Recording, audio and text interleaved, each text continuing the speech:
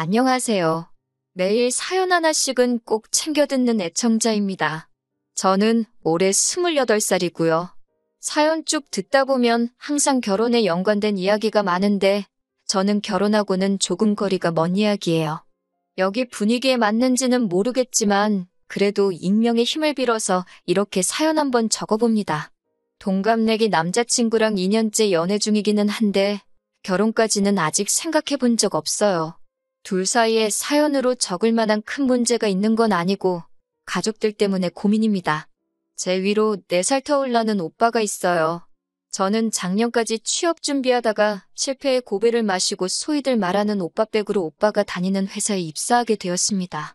낙하산으로 들어갔다고 하기에는 회사가 그렇게 큰 회사는 아니에요. 그래도 당장 저도 언제까지 백수로 지낼 수도 없고 제가 쓸 돈은 제가 직접 벌어야 했기 때문에 고마운 마음으로 회사를 다니고 있었습니다. 4살 터울이면 그렇게 많이 차이가 나는 건 아닌데 아들 귀하게 여기는 부모님 때문에 저는 어렸을 때부터 별별 차별을 다 받고 자랐어요. 집안 형편이 좋은 편이 아니어서 첫째인 오빠가 집안 지원은 대부분 다 받았습니다. 저도 어렸을 때 되고 싶던 게 있고 배우고 싶은 것들도 많았는데 돈 많이 든다고 전부 다 거절당했어요. 그냥 집안 형편이 안 좋아서 도와줄 수가 없다고 해도 충분히 이해하겠는데 엄마나 아빠는 매번 여자는 시집가면 출가회인이라면선 남의 집 좋으라고 딸 자식에게 투자할 필요가 없다는 등 불필요한 말을 하시면서 제 기분 서운하게 만드신 적이 한두 번이 아니에요. 학창시절에 멋부리고 싶은 것 당연하고 최신형 핸드폰 쓰고 싶은 게 그 나이 때 여자들 마음일 텐데 새 옷도 최신형 핸드폰도 전부 오빠가 갖게 되었어요. 여자가 커봐야 얼마나 큰다고 오빠가 입던 옷 물려받아 입으라고 하고 핸드폰도 오빠가 쓸 만큼 쓰고 질려서 새거 장만할 때가 돼서야 쓰던 거 물려받고는 했어요. 대학교도 원하는 대학이 있었지만 학비 문제로 장학금을 주는 곳으로 골라서 다녀야 했습니다. 그래도 대학교 생활하는 동안은 집에서 떨어져 혼자 자취를 했었기 때문에 마음은 편했어요. 생활비나 집세 같은 것도 지원을 안 해주시니 저는 아르바이트 하면서 혼자 제학비를 벌어야 했고요. 저도 성인이니 제가 쓸 돈 벌어 쓰는 건 문제가 되지 않았는데 하루는 엄마한테 전화가 왔었어요. 군대 휴가 나온 오빠가 돈이 필요하다니 저한테 돈이 좀 있으면 붙이라는 거예요. 학업과 아르바이트를 동시에 하기가 힘드니 아르바이트는 저도 딱 제 생활비 나올 만큼만 하고 있었는데 휴가 나온 오빠가 친구들하고 술 먹고 놀러 다닐 돈을 저보고 주라고 하니 어이가 없었어요. 매번 그런 저를 설득하는 레파토리도 똑같았어요. 장남인 오빠가 잘 되면 저한테도 좋은 거라고 오빠한테 투자하라는 식으로요. 그런 게 어딨냐며 따졌었는데 지금 와서는 오빠 덕분에 취직을 하고 나니 부모님 하시는 말씀이 다 그때 제가 오빠한테 잘했기 때문에 장남이 집안을 이끌어주는 거나 마찬가지 아니겠냐는 말을 들을 때마다 오빠가 다니는 회사에 취직한 게 후회가 되는 날도 있었지요.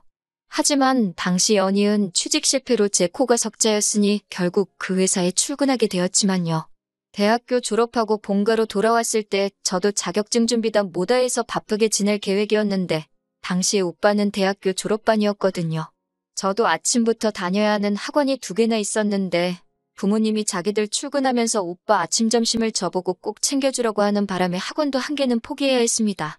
학원 다녀와서는 저는 아르바이트를 해야 했고 새벽 2시에 집에 돌아와서 쪽잠 자고 또 오빠 아침밥을 준비했어야 했어요. 지는 손이 없는지 발이 없는지 차려주는 밥 처먹기만 하고 뒷정리도 안 하는 게 아주 당연한 듯 했고요. 하루는 하도 열이 받아서 점심 차려주고 그날은 일부러 집에 들어오지도 않았는데 다 큰 여자가 무슨 외박을 하냐고 된통 혼만 났네요.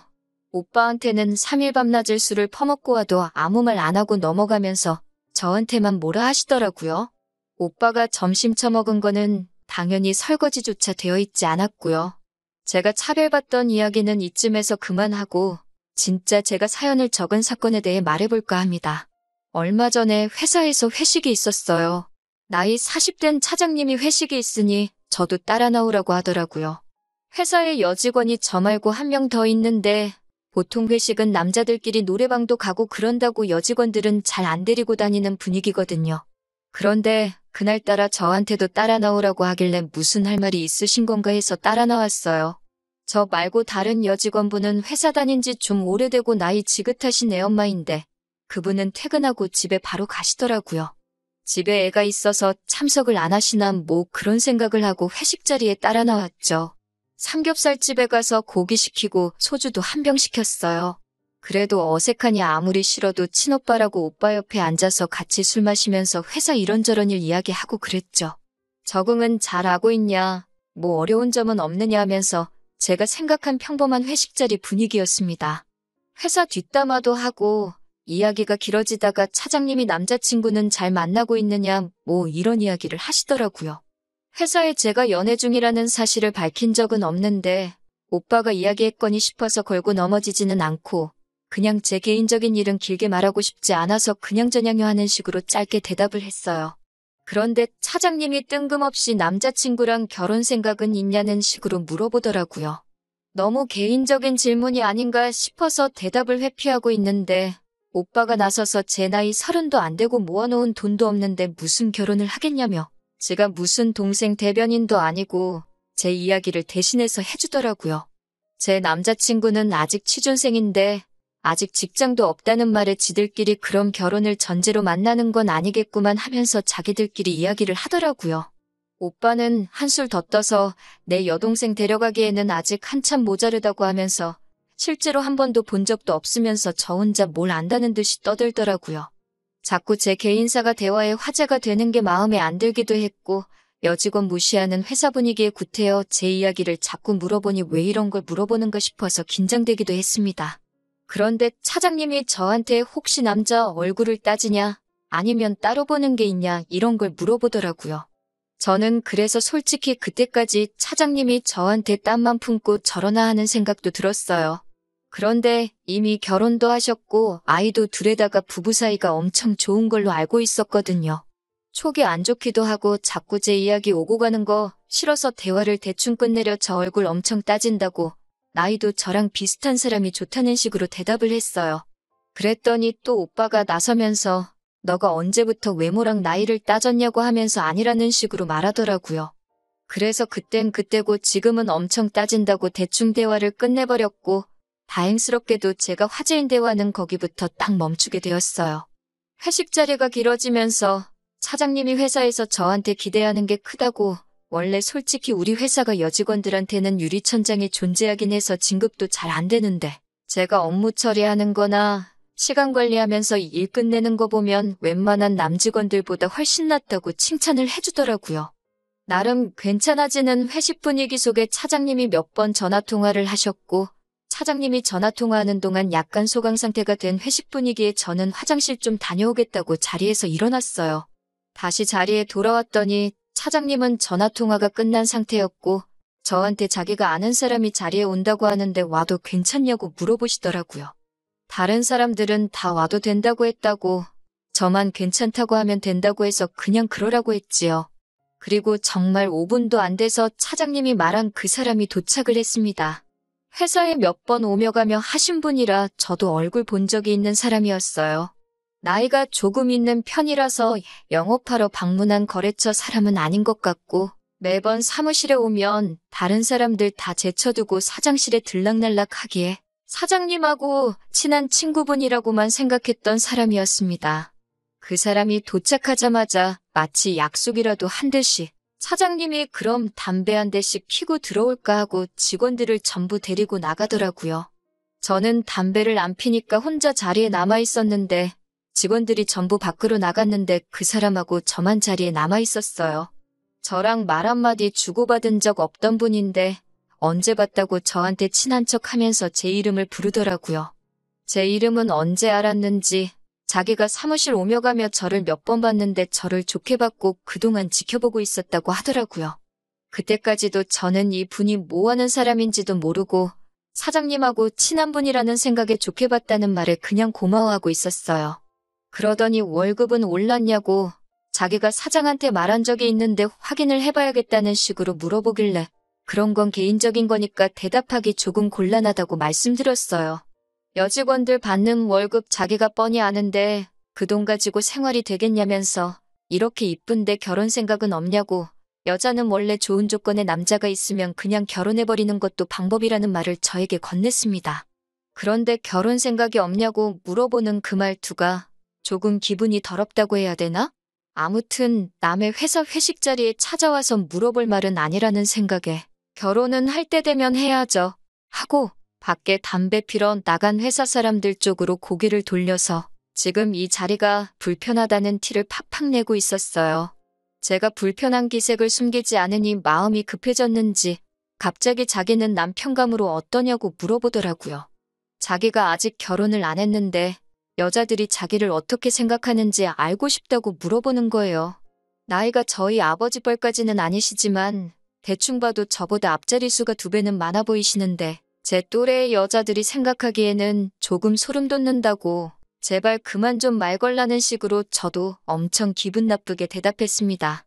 그 이후에도 저한테 뭐 이런저런 질문을 했는데 저도 집중 안 하고 대충 대답하고 있었고 해서 잘 기억은 안 나요. 담배를 뭐 몇 시간을 필 거냐고 오빠한테 문자도 보냈는데 대꾸도 없더라고요. 제가 계속 무시를 하고 있으니까 그 사람이 너 내가 그렇게 싫으냐? 하고 물어보더라고요. 그때 솔직히 너무 소름 끼치고 무서운데 그 사람이 제 옆자리로 오려고 하는 것 같아서 지금 뭐 하시는 거냐고 말하고 제 앞에 있던 술잔을 들어 그 사람 얼굴에 끼얹어버리고 저는 회식 자리에서 도망 나왔습니다. 택시 타고 겨우겨우 집에 도착해서 놀란 마음 추스르고 있는데 얼마 안 있어서 오빠가 집으로 들어오더라고요. 전화는 왜 안 받냐고 저한테 소리치면서 네가 지금 뭔 짓을 한 건지 알기나 하냐고 저한테 화를 내더라고요. 생면부지 처음 보는 거나 마찬가지인 사람에게 그렇게 당하다가 도망 나온 여동생한테 오히려 화를 내고 있는 오빠가 사람처럼 보이지가 않았어요. 그렇게 그냥 가버리면 어떻게 하냐면서. 그 사람은 회사 회장님의 처남이라고 하더군요.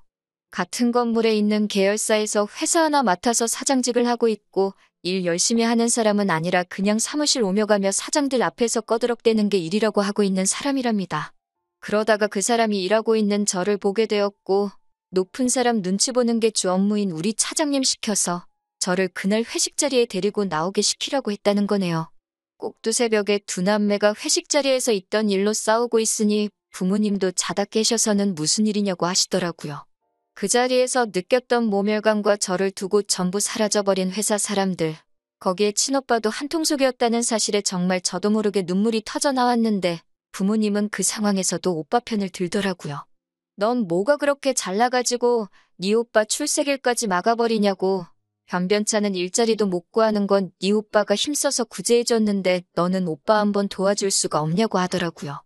다른 것도 아니고 결혼하라는 것도 아닌데 회사 높으신 분을 그렇게 하고 나오면 네 일자리는 고사하고 니네 오빠 출세길까지 막아버리는 거 아니냐고요. 막말로 여자 팔자 뒤웅박 신세라고 너도 돈 많은 회장가에 시집갈 기회 아니겠냐고 하면서 세 사람이 힘을 합쳐서 저한테 뭐라고 하고 있더라고요.